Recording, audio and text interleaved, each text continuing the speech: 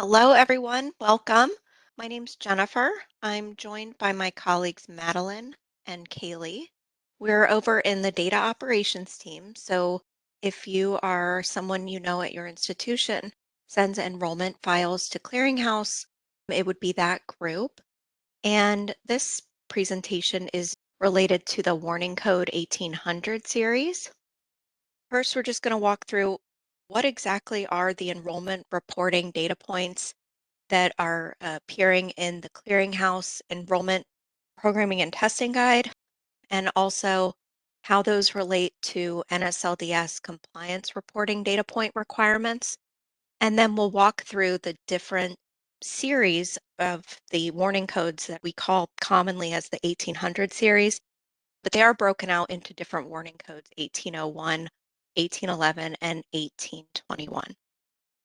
So campus level and program level, this is what's referred to as the bundle concept. So essentially, the National Student Loan Data System, or NSLDS, they do expect certain data points that are in sort of a bundle per student to be reported, and they're broken out into different record types. The three required fields or required levels of data: the 001 record type, which is going to be the overall campus level enrollment for the student. That would include the enrollment status code for the student overall at your institution, regardless of whether or not they're enrolled in more than one program, and then also the student's permanent or regular residential address. And then drilled down a little bit further into the same student's record is 002 record type. That's going to be the program level. Very loosely speaking, it's sort of equivalent to a major course of study. So it's the student's degree track, and that has 0, 1, 2, up to 6 different programs that could be reported per student. And then the 003 record type, that's going to be the student's email address. So if we drill down further and we kind of take one of these, the 002 record type, this is going to be what is related to the 1800 warning code series for records flagged related to program status effective date, program status, and program begin date. And when we're talking about program level reporting to Clearinghouse, Clearinghouse is really following suit with the expectations from the National Student Loan Data System. And it would be these criteria on this screen that are the different unique combination that make up one program of study. So it would be the OPID, just think of it as school code, the SIP year for that program, so it would be 2020. SIP code, which is the 6-digit code indicating the field of study. The credential level: is it an associate's? Is it a bachelor's? Is it a certificate program? The program length and measurement, and that can be measured by choice of your institution's preference: weeks, months, or years. Most associates and bachelor's credential levels are reported in years. And then if you are reporting specifically in a program length measurement of weeks or months, then you would populate the weeks in Title IV academic year. So these criteria here, it's a unique combination of those that actually makes up one program and distinguishes it from a separate program. And so the program level criteria that are also required fields for the 002 record type, but which are not considered unique program identifiers, would be the program begin date, the program enrollment status. So is it half-time? Is it full-time? Is it withdrawn, graduated? And then the program enrollment status effective date. So what date did that enrollment status code take effect? Essentially, if a student does change their quote unquote major, but they maintain all the same unique combination of the school code, the SIP year, SIP code, credential level, and the program length and measurement, then that would essentially be considered program A, and that the student isn't in program A and B, but it's just that's the one distinguished program that's there. So what actually prompted Clearinghouse to deploy these different varieties of warning codes, the 1801, 1811, and 1821? What really took place over the 2020-2021 award year is that schools really did begin expressing more and more concerns surrounding program level data issues or program level data integrity problems. And that resulted in issues at the student level for Title IV recipients and also for the institution as a whole during audit time. And so that's when Clearinghouse did work on drafting requirements and ultimately deploying these three varieties of warning codes. And it's really meant to serve a few different purposes. One is to simply to add visibility about potential program level discrepancies. Not every warning code 1801, 1811, or 1821 that is flagged is necessarily one that you would take action on, but it is drawing attention to potential discrepancies so that there's more transparency about the data that is being ingested into the Clearinghouse database that Clearinghouse is processing. And then, in general, helping just mitigate audit findings being cited in an audit related to program level reporting discrepancies. We're trying to really hone in on that to help schools avoid findings and also, of course, repeat findings related to program level detail.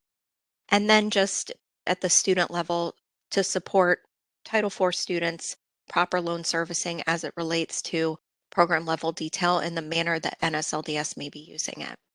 So I'm going to go ahead and turn it over to my colleague Madeline, who's going to walk through the 1801 series specifically. We are now going to go a little more in depth into the new Warning Code 1801 series. Per NSLDS Title IV compliance requirement regarding enrollment status effective date in the NSLDS Enrollment Reporting Guide, it is stated, this date only changes when the student's enrollment status changes. For example, when the student drops from full-time enrollment to half-time enrollment. The effective date remains the same as long as the student stays continuously enrolled in the same enrollment status. The effective date should not be updated each term or each year or with each NSLDS enrollment reporting unless the student's enrollment status changed since the last reporting. Based off this guidance, the Warning Code 1801 series was introduced on December 14, 2021. This new Warning Code 1801 series was announced via our Compliance Central blog and email on December 10, 2021 and deployed December 14, 2021.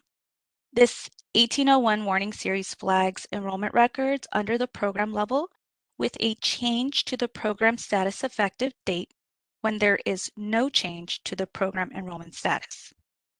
This flags per program, so 1801 references program 1, 1802 references program 2, 1803 references program 3, etc. It is passable, meaning that it is a warning and does not necessarily always require correction. This warning is also eligible for mass correction via the error resolution on the website or can be accepted as is per your school's confirmation. On this slide, we expand on the 002 record type program level criteria, which is meant for NSLDS Title IV federal compliance reporting purposes. NSLDS defines a program as a unique combination of OPEID, zip code, zip year, credential level, and program length. NSLDS does not consider program begin date, program enrollment status, or program enrollment status effective date as criteria to be a unique program identifier. Here we have an example of a record flagged with the 1801 warning on the error resolution on the website.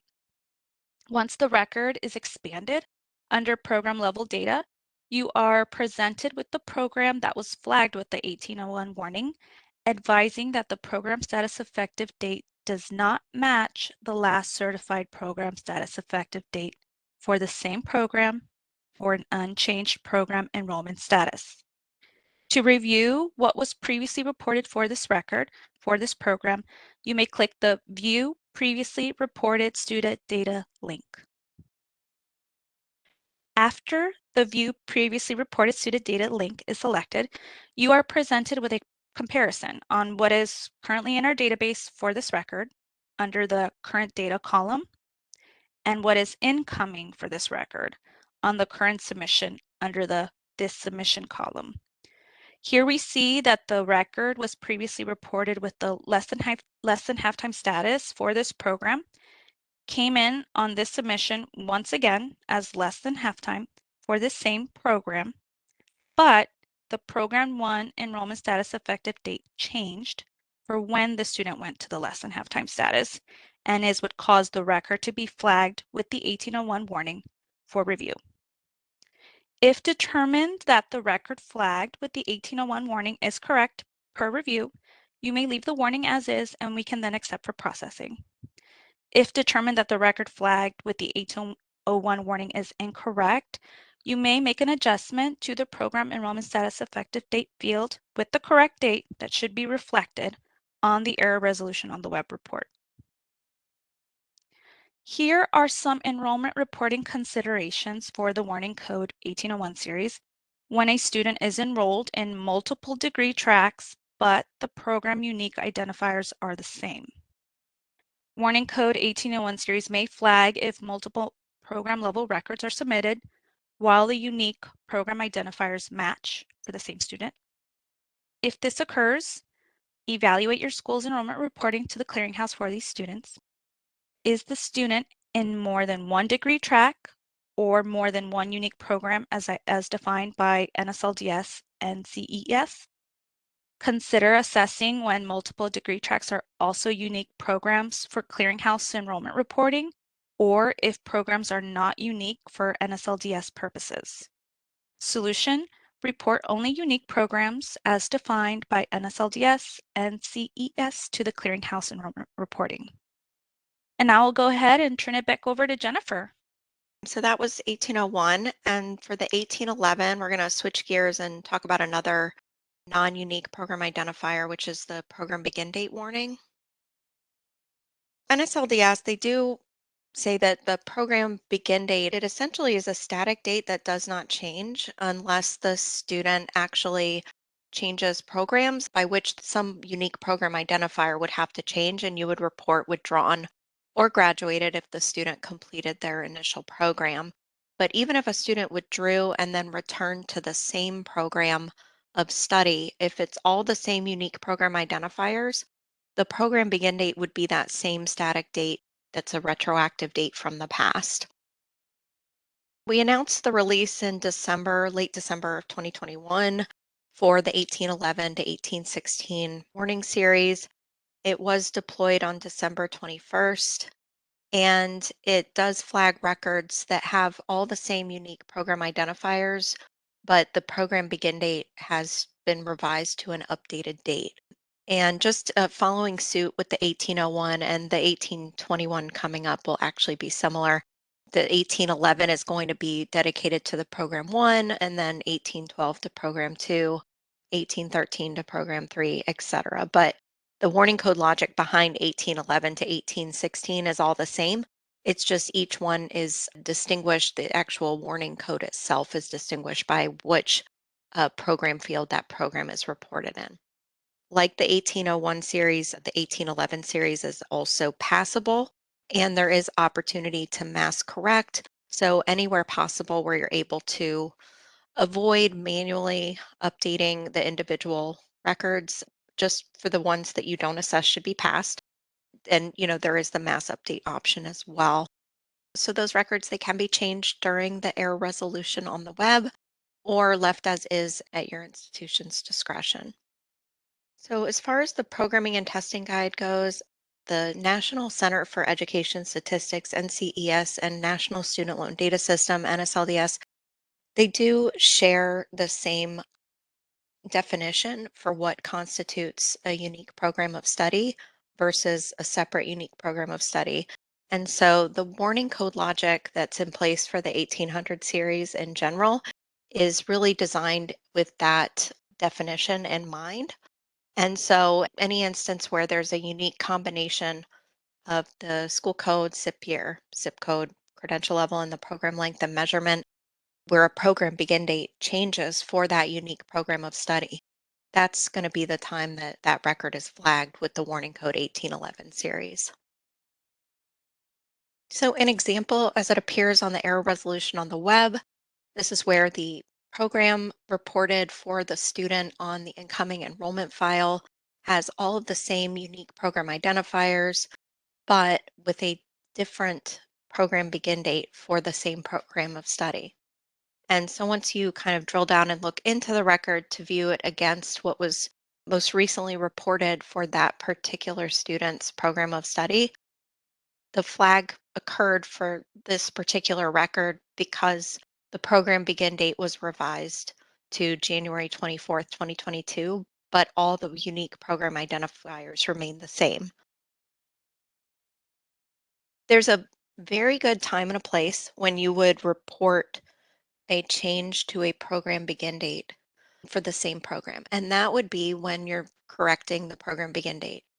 So when a student is enrolled in the same program, so I like to call it program A, they're not moving on to program B, they're still enrolled in program A. All the unique identifiers are the same, but the program begin date would be again a static, unchanged date, even if the student withdrew and then returned to the program months, terms, years later. If they've returned to the same program of study that they had withdrawn from previously and now they're recommitting to that program track, then that program begin date would be that same static date from the past when they were first enrolled in that program. And this is typically a systemic issue, not a one off for one record issue.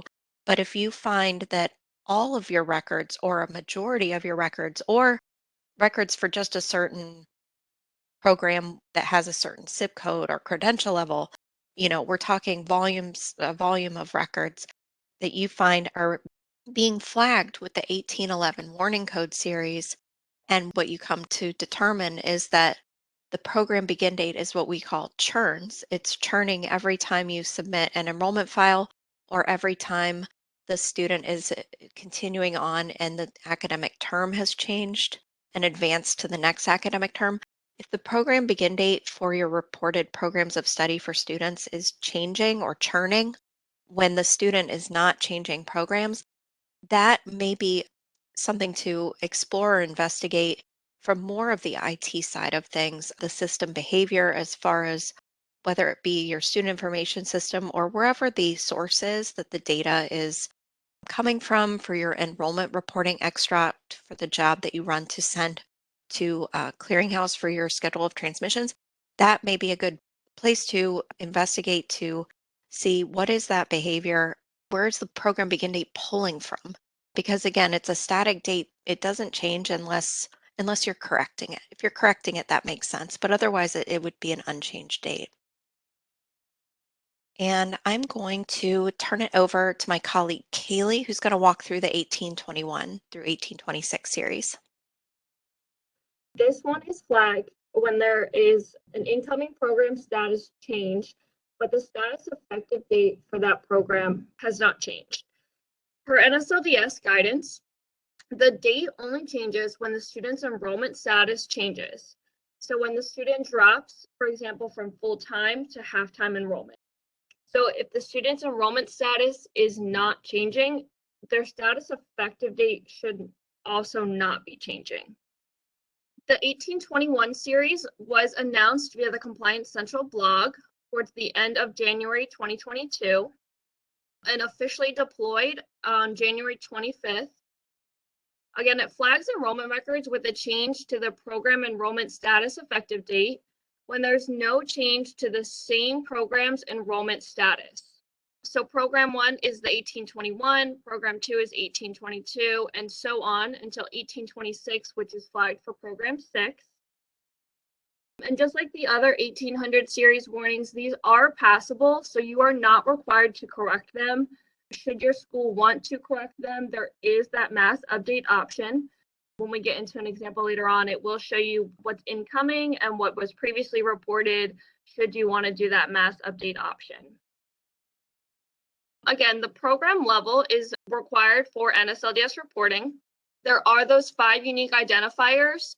So the 1821 series, it's flagging the program enrollment status and the program enrollment status effective date. So those are not considered those unique program identifiers per NSLDS. Now we'll get into an example of how you'll see this on that error resolution on the web report. Again, it's flagging that program enrollment status effective date at the program level because that enrollment status is not changing, but that status effective date is. So if you look on this page here, you'll see that the student's being reported as less than half-time.